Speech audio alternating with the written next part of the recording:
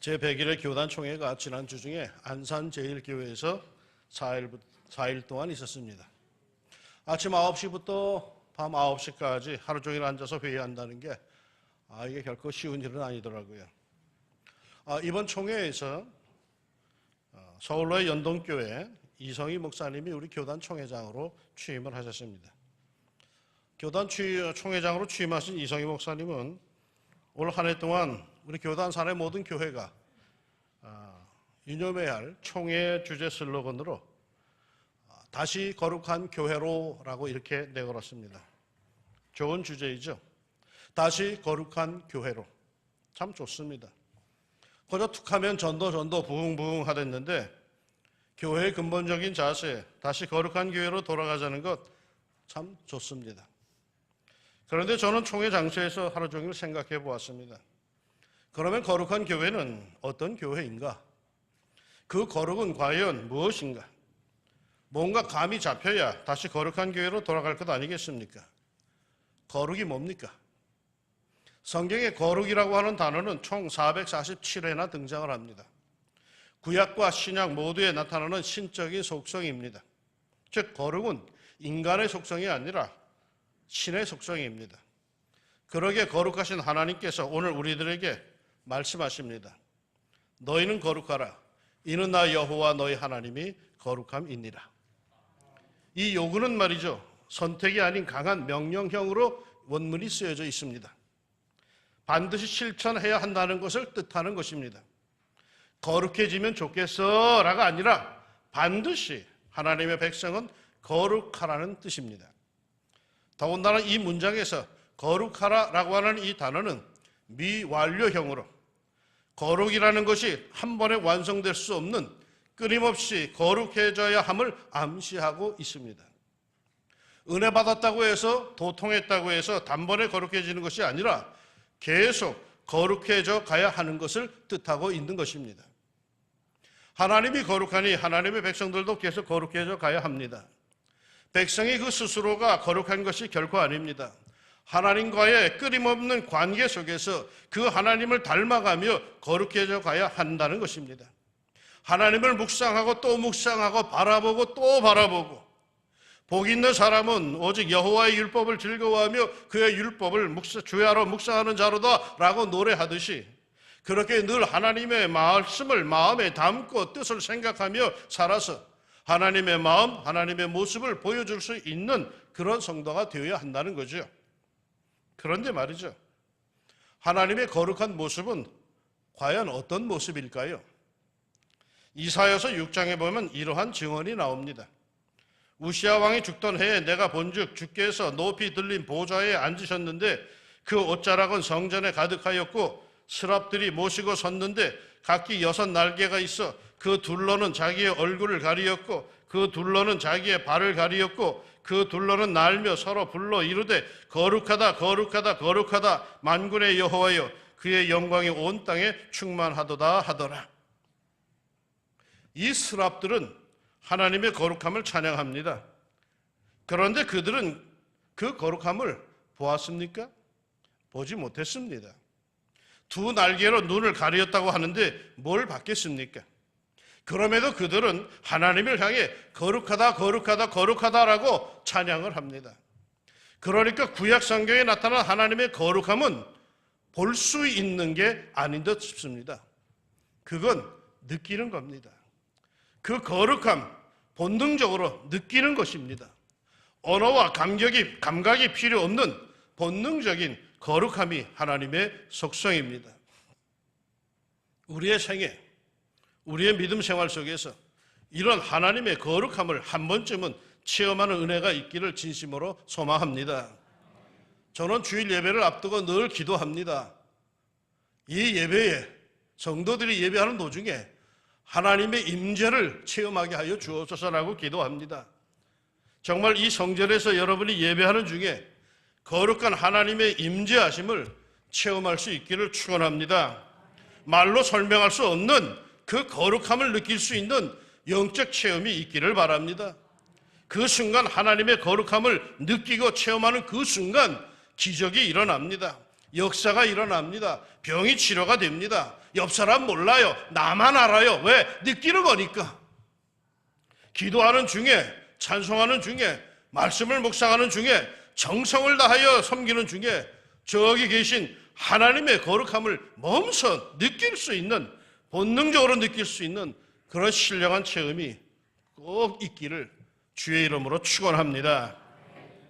그런데 저는 이번에 총회 장소에서 거룩을 묵상하는 중에 이런 생각이 들었습니다. 그런 본능적인 거룩함, 신비하고 영적인 거룩함도 있지만 다른 거룩함도 있다고 말입니다. 내가 거룩하니 너희도 거룩하라 하셨는데, 그렇다면 우리는 어떻게 거룩해질 수 있는 걸까요? 어릴 적부터 거룩이라고 하는 단어는 가까이 다가갈 수 없는 단어였습니다. 거룩이라고 하는 단어는 뭔가 빛이 나고 휘황찬란하여서 눈을 똑바로 뜨기 어렵고, 그러면서도 그 거룩한 존재는 머리에 빛나는 관을 쓰고, 그리고는 긴 도포를 입고 천천히 걷는 모습이 연상되곤 했습니다. 그런데 그게 정말 거룩함입니까? 물론 그런 모습을 연상시키는 분들이 있긴 있더라고요. 미사를 집전하는 로마 교황의 복장을 보니까 그렇더라고요. 추기경 같은 천주교의 고위 성직자들의 복장을 봐도 똑같더라고요. 동방정교, 즉 러시아 정교,希腊 정교들의 그 사제들의 복장도 역시 그렇더라고요. 아주 휘황찬란하더라고요. 그런데 이단 사이비 교주들의 복장도 역시 그와 똑같더라고요. 예전에 통일교 문선명의 모습을 봐도 그랬고, 신천지 이만희의 복장을 봐도 똑같더라고요. 화려한 비단 옷을 걸치고 머리에는 빛나는 관을 쓰고, 그리고 금빛 지팡이를 손에 잡고는, 그리고 천천히 나오고 손을 탁 들고 얼굴에 묘한 미소를 띠니까 사람들이 다 까박 죽더라고요. 하나님은 거룩하시다라고 하는데 이게 하나님의 모습입니까? 여호와 하나님은 이런 비단 도포를 입으시고 머리에 휘황찬란한 관을 쓰시고 금지팡이를 들고 나타나십니까? 그래서 그분을 뵐 때 와, 거룩하시다라고 사람들이 엎드리게 되는 겁니까? 오늘 성경에 내가 거룩하니 너희도 거룩하라 하셨는데 대체 어떻게 하는 것이 거룩한 것입니까? 우리도 모두 천천히 걷고, 우리는 모두 화려한 옷을 입고, 우리는 모두 묘한 미소를 띠고 그리 살아야 합니까? 하나님께서 분명히 내가 거룩하니 너희는 거룩하라 하셨는데 대체 어떻게 살라는 말씀입니까? 이상한 것은요, 오늘 본문 서두인 2절에서 거룩하라 하시고는 뒤 이어 나오는 3절 이하의 말씀들을 보면요, 그 거룩이라는 게 별거 아닙니다. 네 부모를 공경하라, 안식일을 준수하라, 우상 숭배하지 마라, 화목 제물을 드려라, 추수할 때 야박하게 추수하지 말아라, 나락들을 좀 떨어뜨려 놔라, 포도 추수할 때도 그렇게 해라, 가난한 사람들과 나그네들을 배려해라, 도둑질하지 말아라, 속이지 말아라, 거짓말 좀 하지 말아라, 착취하지 말아라, 장애인을 저주하지 말아라, 재판 공정히 좀 해라. 우리의 일상생활 이야기입니다. 도대체 하나님께서 거룩하라고 하시는 의도가 뭘까요? 거룩이라고 하는 단어는 카도시 또는 코데시라고 이렇게 부릅니다. 이 단어의 뜻은 잘라내다 또는 분리하다 또는 구분되다라는 그런 뜻입니다.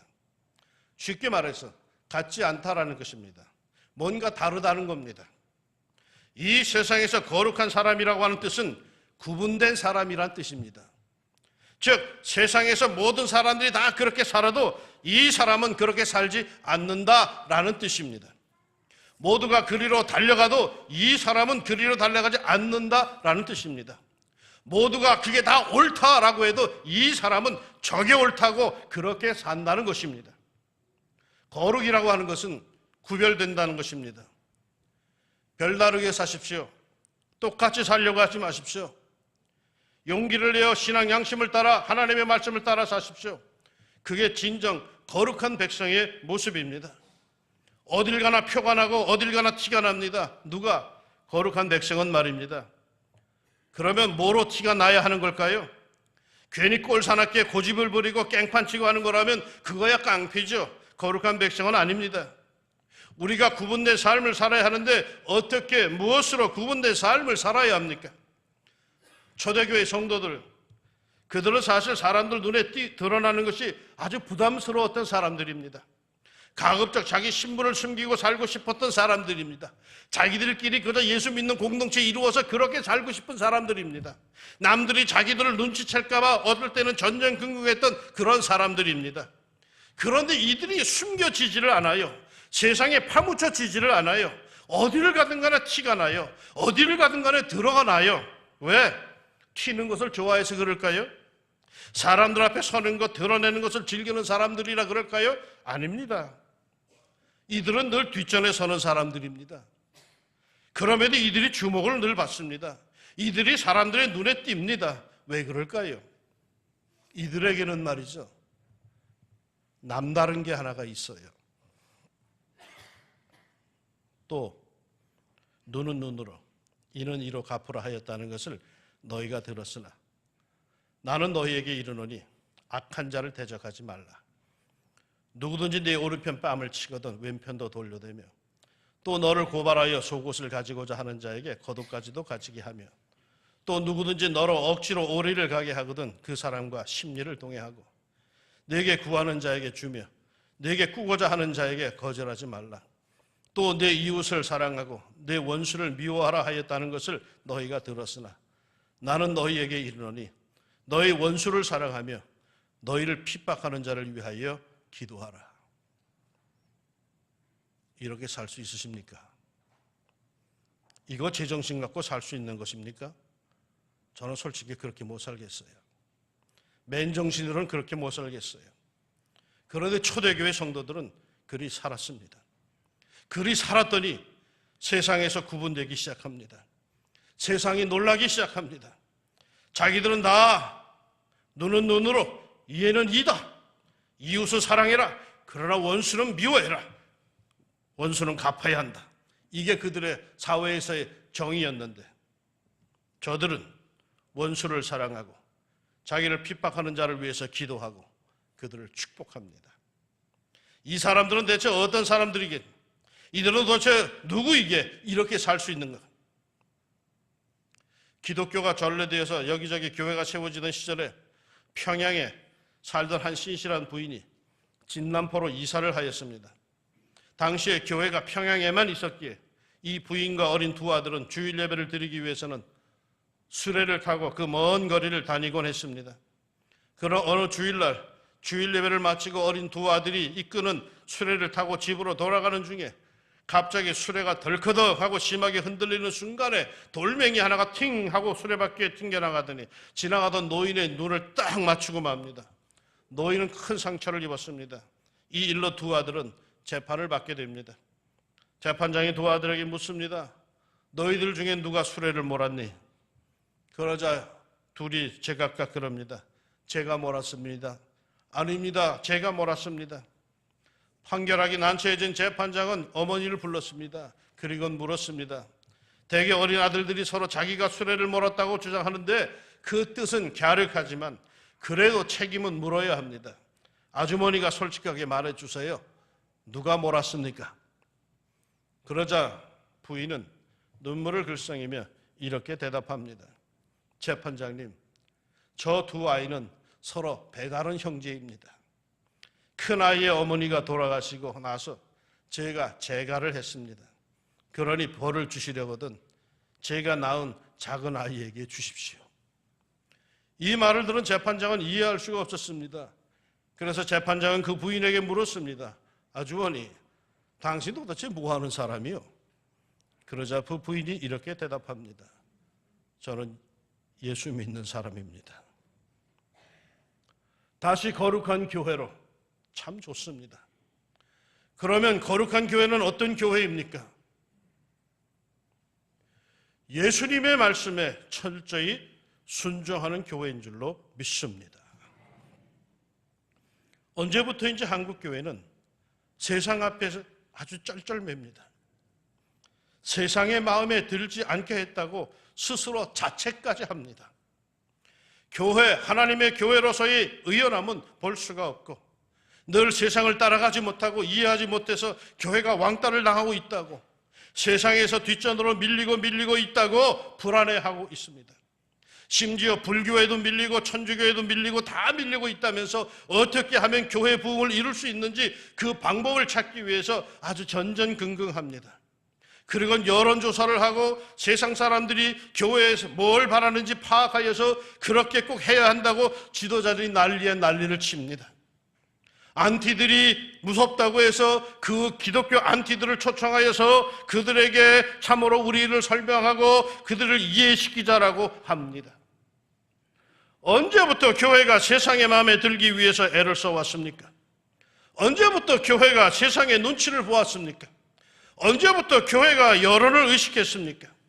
교회가 세상에서 존경받을 수 있는 것은 세상과 같지 않기에 존경받는 것입니다. 교회가 세상의 모습과 똑같다면, 그 시스템이 똑같다면, 하는 소리가 똑같다면 교회로 존재감이 없는 겁니다. 사회봉사요? 이제 교회가 할 수 있는 사회봉사는 별로 없습니다.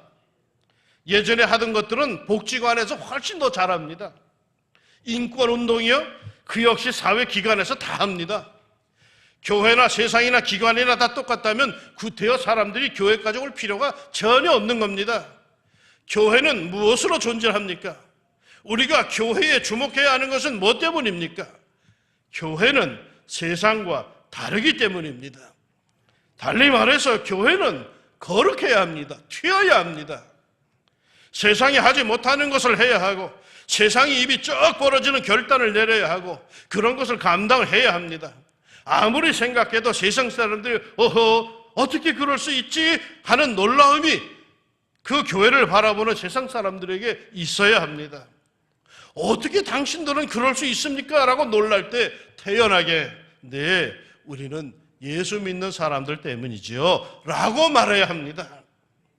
그래야 전도하러 돌아다닐 필요도 없고요, 소리 높여 교회 오라고 할 필요도 없고요, 거저 구분된 우리들의 삶을 보고 사람들은 교회로 올 겁니다.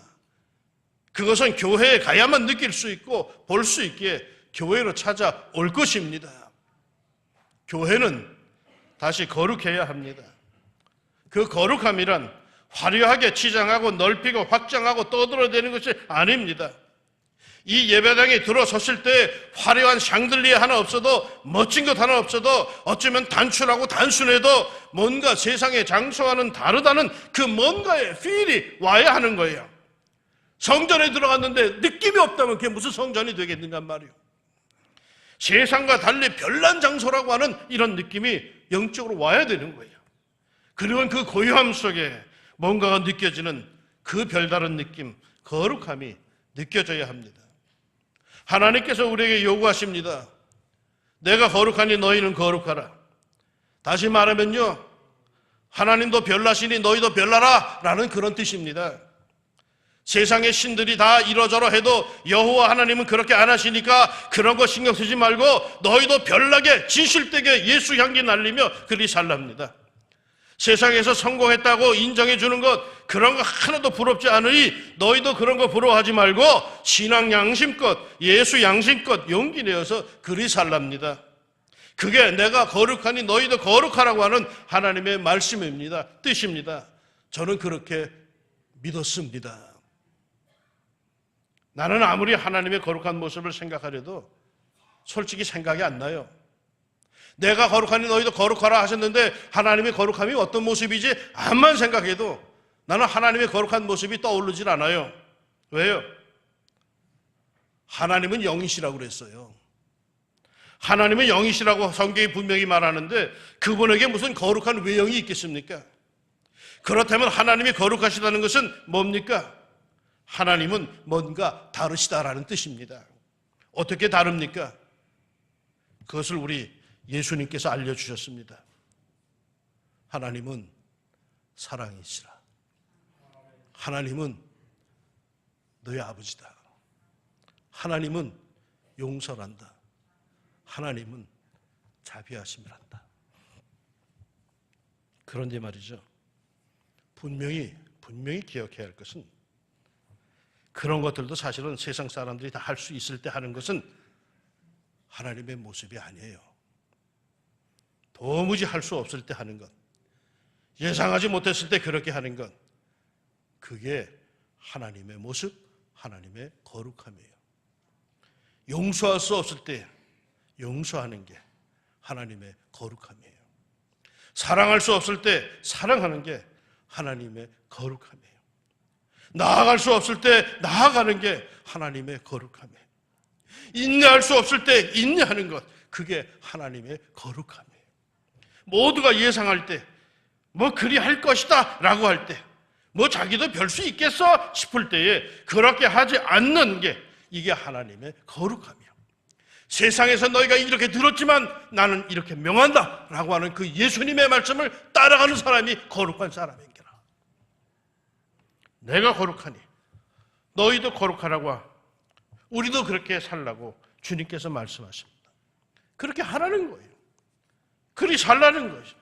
용기 내어서 진실에, 사랑에, 용서에 티내어 살라는 거예요. 모두가 계산하며 살 때 말이요, 그냥 사세요.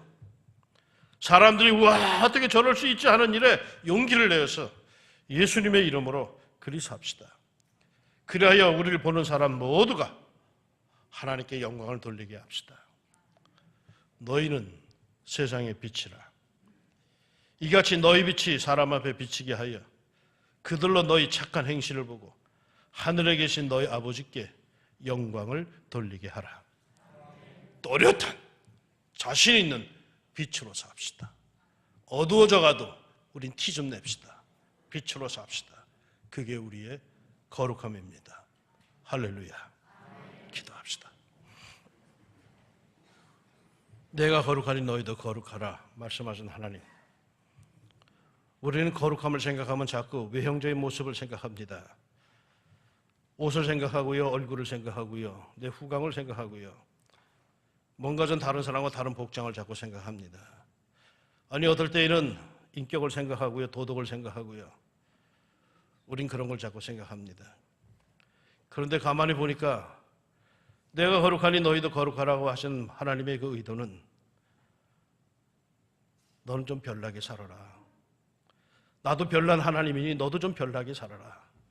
다 그렇게 산다고 그렇게 따라가지 말고, 세상에서 이렇게 얘기한다고 너 그거 따라가느라고 정말 정신없이 살지 말고, 말씀대로 내 신앙 양심대로 예수님께서 가르쳐주신 그대로 이를 악물고 그리 살아라.